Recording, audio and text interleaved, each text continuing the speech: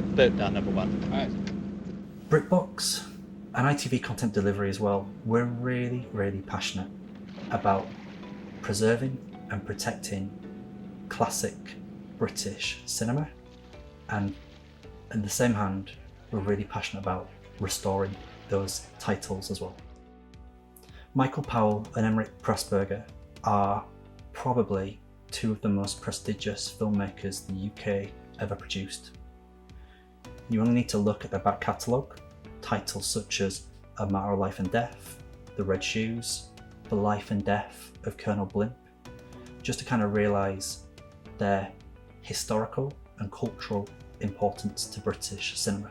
Ill Met By Moonlight presented us with a couple of quite unique challenges in the restoration. So firstly, the film was originally shot on VistaVision, which is a form of 35mm film in which the frames actually rotated 90 degrees. And it meant that any scratches that occurred on the original camera negatives in the past showed up as horizontal scratches right through the screen from left to right, as opposed to normally when you get scratches on film, they'll run vertically right up the screen.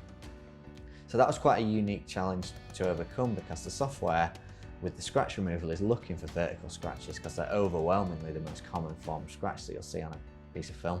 So we kind of had to think outside the box. We essentially rotated the picture 90 degrees and then ran the scratch target in Phoenix. It worked really well. That immediately you could see it start to pick out the scratches.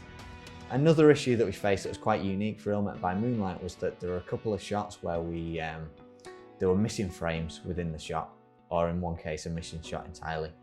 So essentially we had two options in terms of how to tackle that issue, which was to either cut those shots entirely or find alternative sources just for those shots and try and match them to the rest of the film. Now, cutting them out entirely wasn't really an option, it was just not something that we wanted to go down, so we needed to find an alternative source.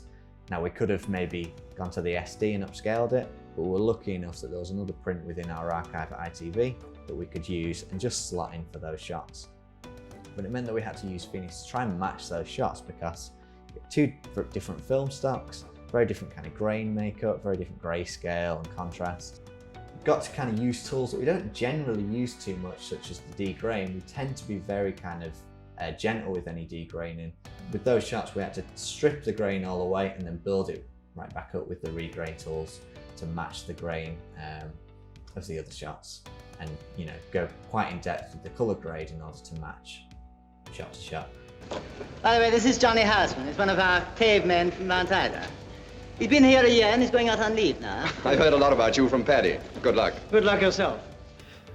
The beauty of restoring a film like Ill Met By Moonlight is we're giving an opportunity for people that might never have heard of the classics, but they've never ever heard of this title. And the opportunity to present it in HD or 4K is a massive, massive privilege.